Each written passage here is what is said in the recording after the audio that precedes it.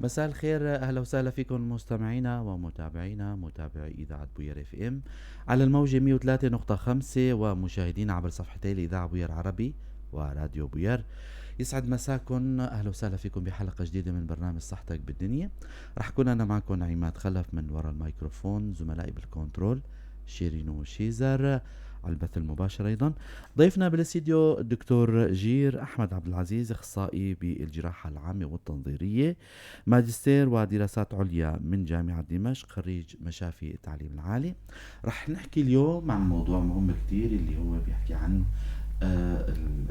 جراحة الثدي، أو خلينا نحكي عن آفات الثدي بشكل عام.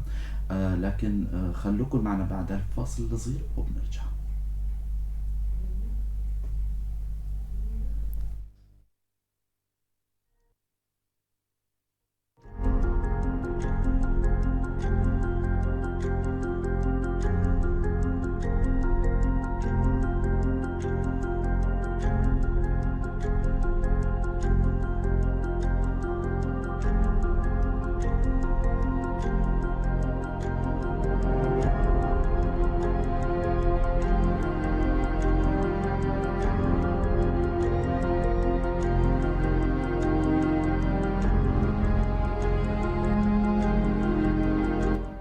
اهلا وسهلا فيكم مره ثانيه مستمعينا، برنامج صحتك بالدنيا وضيفنا دكتور جير. خلونا يعني نرحب بضيفنا لنبدا حلقتنا. يسعد مساك دكتور. يسعد مساك أستاذ عماد ومساء السادة المشاهدين والمستمعين. مستمعينا اذا حابين تنضموا لنا او اي حدا حابب يسال، فيكم تتصلوا معنا عبر الرقم الارضي 429 101، عبر الواتساب عبر الرساله 093 82 80 81 4، على صفحتي الإذاعة بوير عربي وراديو بوير. فيكن عبر كومنت تبعتوا أي سؤال، أكيد رح نجاوب على أسئلتكم.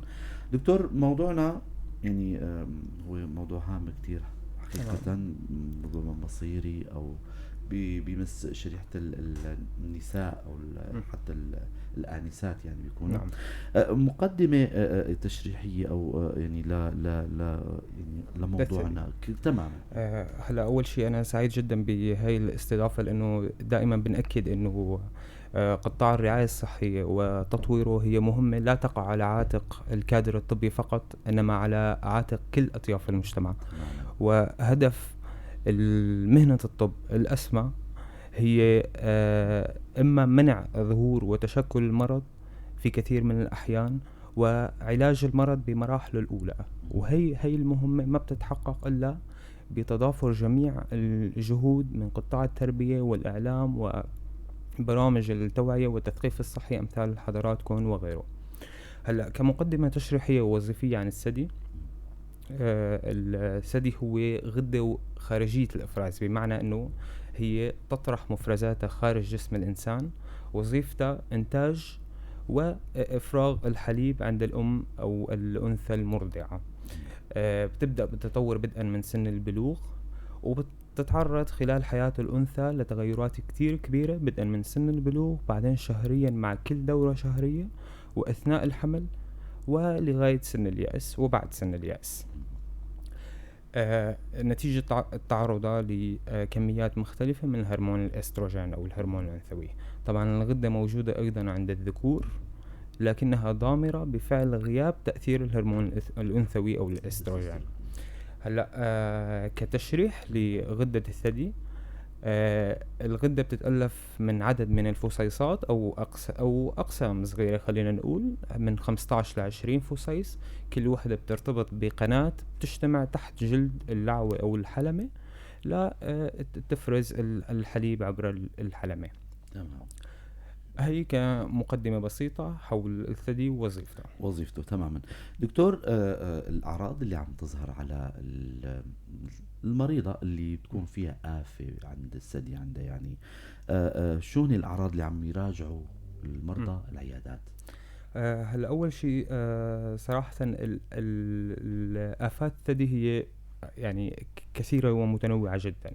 بتتعلق بشغلات كتيرة مثل العمر، في حال كون السيدة حامل أم لا، في حال كون السيدة مرضعة أم لا، نعم. في حال وجود سوابق دوائية بمعنى أنه السيدة عم تاخذ أدوية ولا لا، في حال وجود سوابق عائلية بمعنى أنه هل يوجد قريبات عند السيدة، قريبات من الدرجة الأولى مصابات بإحدى آفات الثدي أم لا، بالإضافة لعادات السيدة هل هي مدخنة أم لا وغيرها.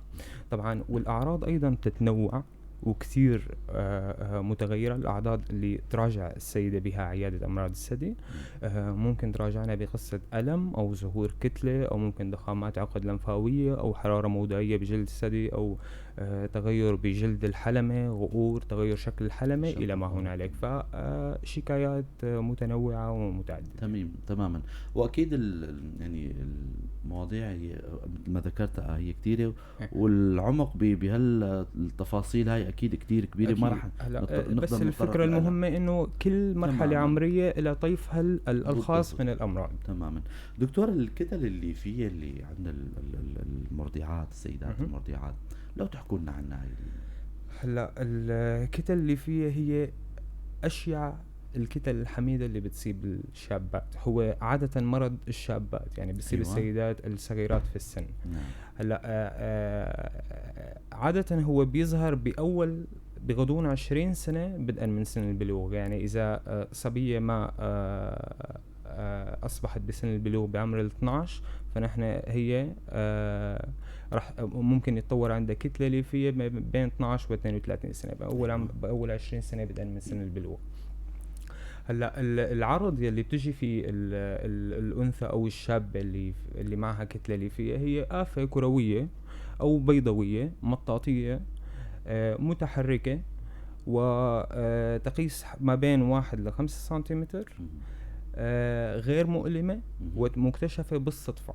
أيوة. هلا عادة الكتل يلي بتحمل هي الصفات وبهي المرحلة العمرية بتكون حميدة. تمام. لنشرح للمستمعين دكتور موضوع الحميدة، يعني شو هي الحميدة والخبيثة؟ يعني بظن واضحة للمستمعين، لكن خلينا نشرح لهم يعني. هلا الحميدة بالعادة ما بتعطي انتشارات خارج الثدي، ما بتحمل نقص بمعدل البقية عند السيدة، ما بتأثر على مستقبل حياة السيدة بشكل عام. على عكس تماما الكتلة الخبيثة اللي راح تكون تمام. بالمقابل هي أكيد بتؤدي إلى نقص بمعدل الحياة ووفيات وانتقالات وهلم مجرى. هلا نحن هون لازم نأكد إنه مهمة التثقيف الصحي هي ليس وضع التشخيص من قبل السيدة نفسها، إنما فقط طمأنة هذه السيدة، وبنرجع بنقول إنه نأكد على ضرورة مراجعة طبيب الجراحة العامة، فهو الأقدر على إيصال المعلومة بخصوص آفات الثدي. نعم. تمام.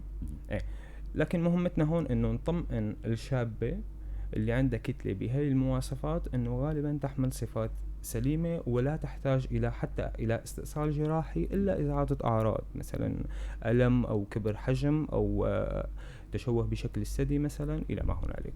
دكتور، من شوي حكيتوا عن مواصفات هالكتلة هاي أو الحجم أو الكثافة الموجودة بالثدي.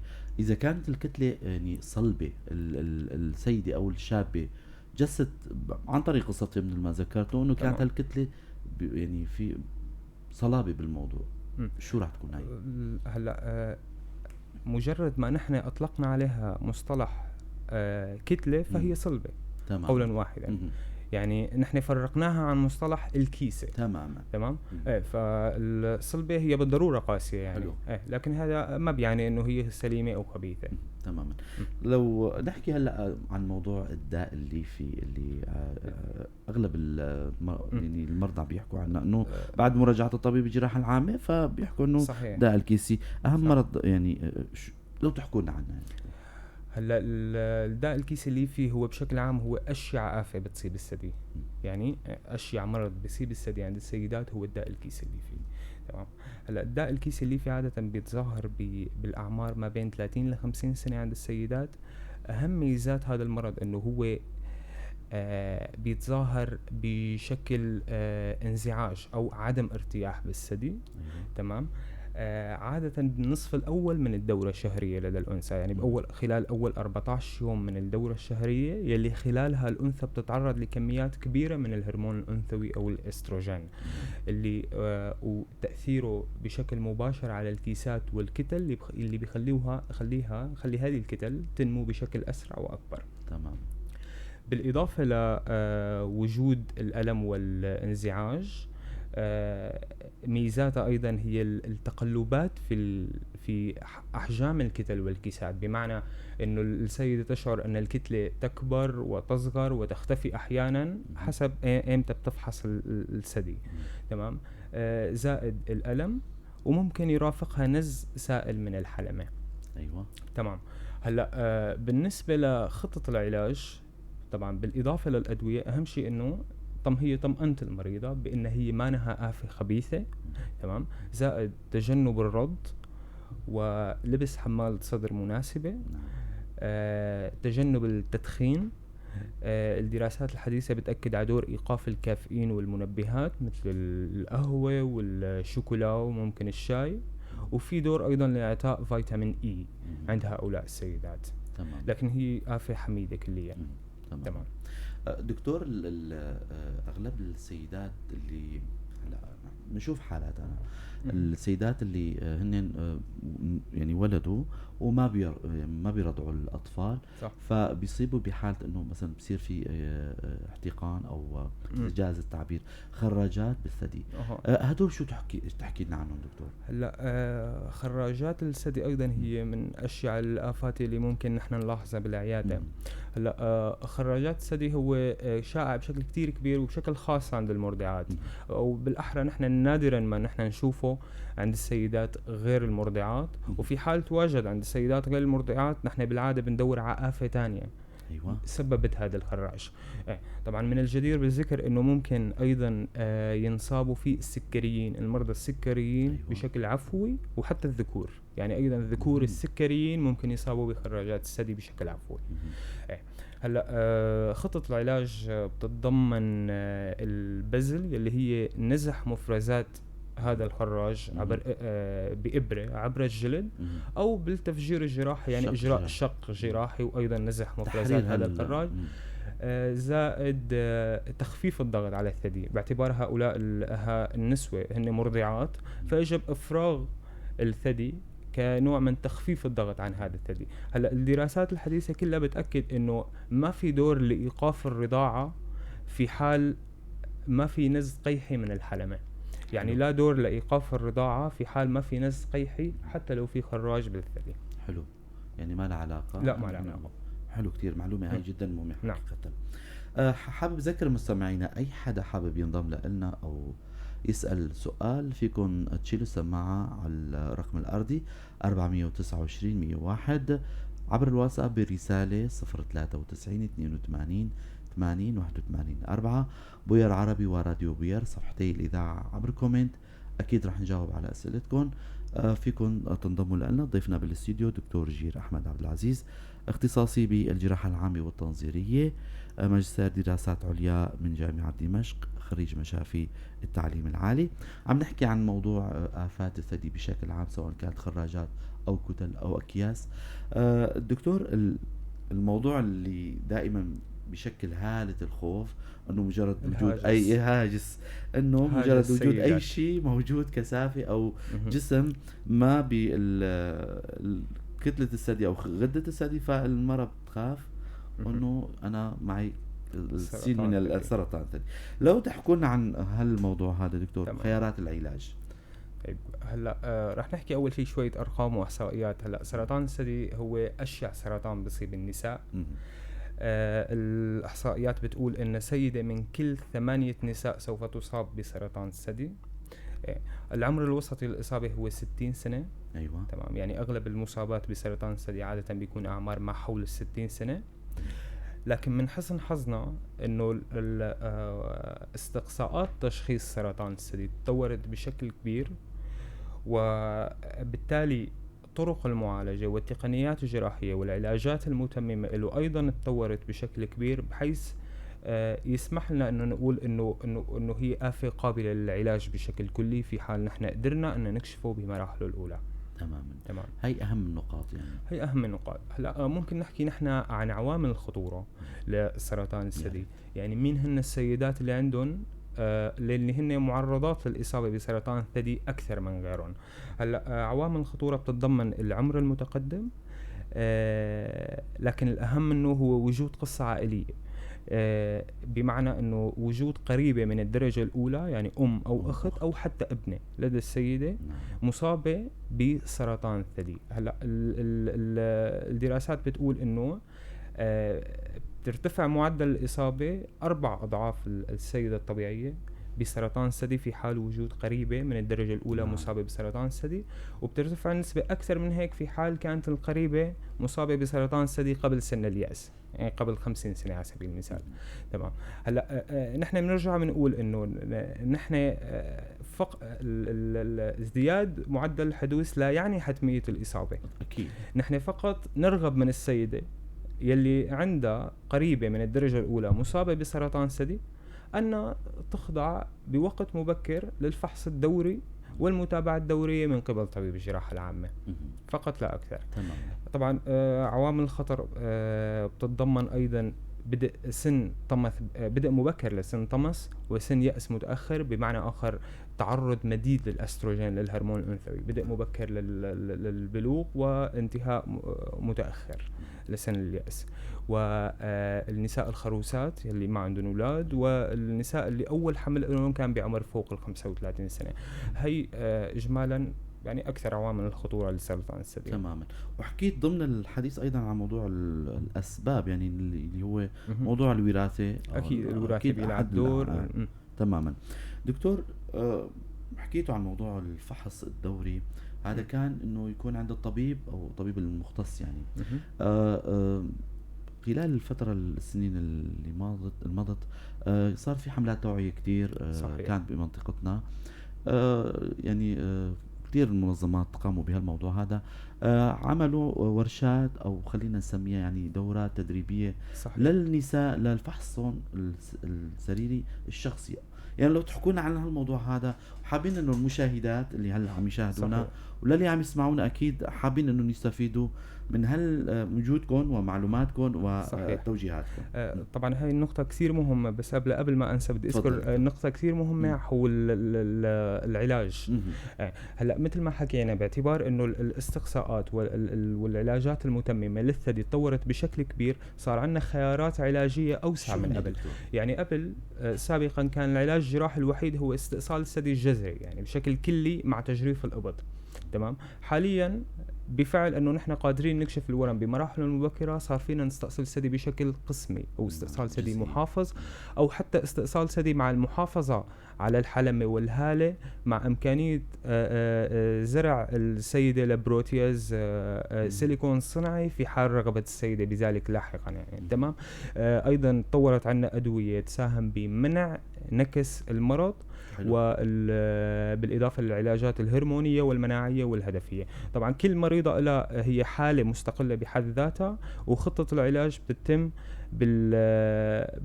بالتواصل ما بين طبيب الجراحة العامة وطبيب الأورام وطبيب الأشعة، ولاحقا ممكن طبيب الجراحة التجميلية وأخصائي دعم نفسي أيضا. لكل حالة معناتها في لها معايير خاصة يعني. أكيد. يعني ما في قاعدة معينة تتبعوها على كل مرض. هلا بنجي للنقطة الكثير مهمة اللي هي الفحص الدوري يعني. تمام. والفحص الذاتي للثدي. هلا مثل ما حكينا انه التثقيف الصحي بيلعب دور كثير كبير يعني، وخاصة بالنسبة للثدي.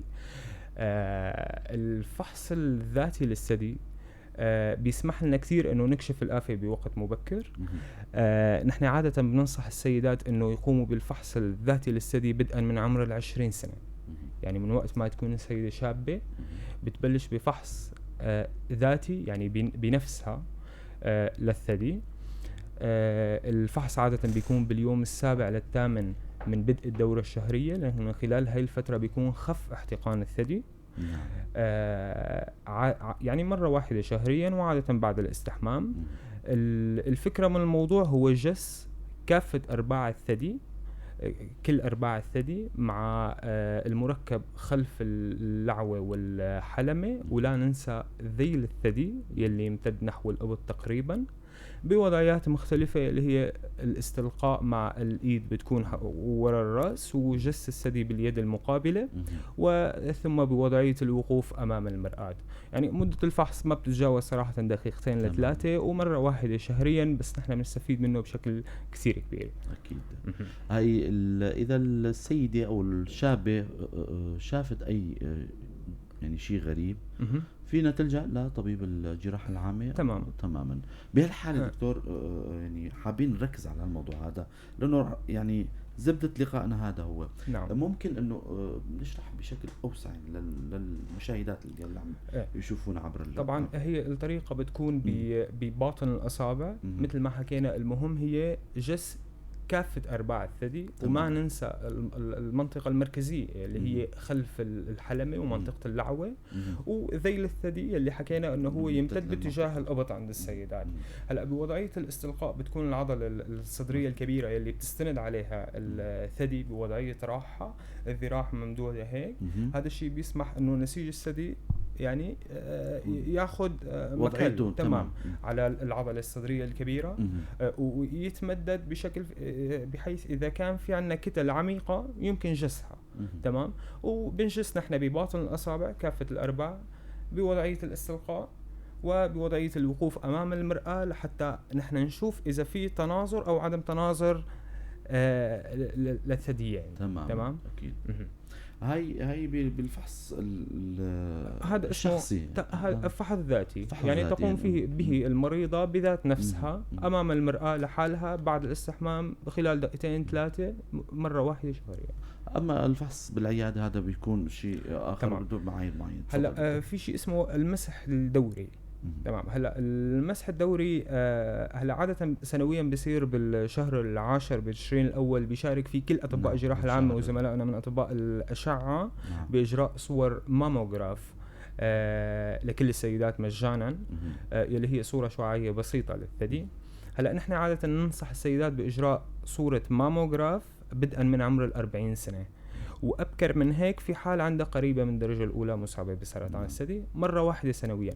هلا أنا الأهم معلومة أنا حابب إنها توصل، إنه صورة الماموغراف قادرة على كشف الورم قبل أن يصبح مجسوسا ب2 على الأقل.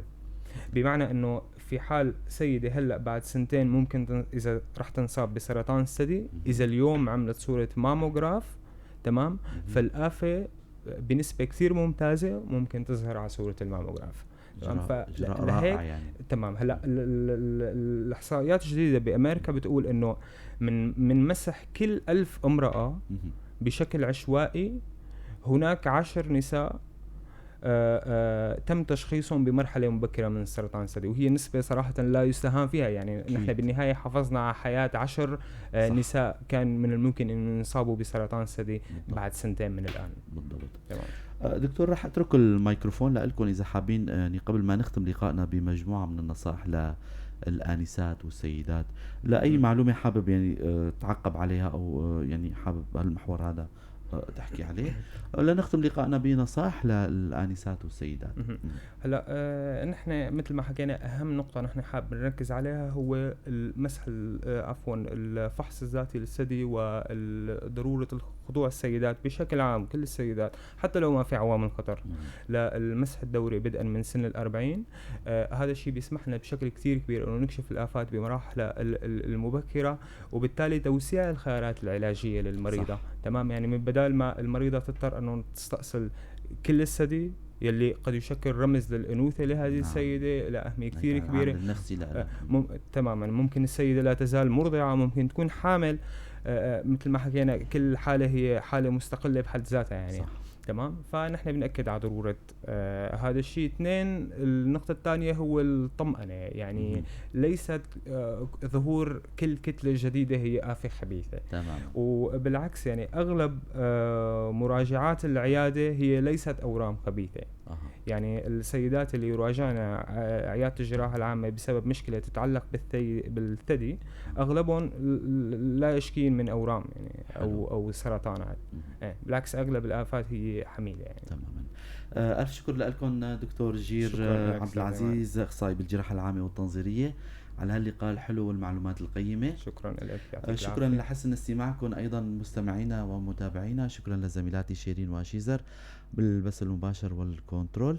كنت أنا معكم عماد خلف من وراء الميكروفون، برنامج صحتك بالدنيا، على أمل نلقاكم ببرنامج جديد وحلقة جديدة. ضلوا بخير وسلامة.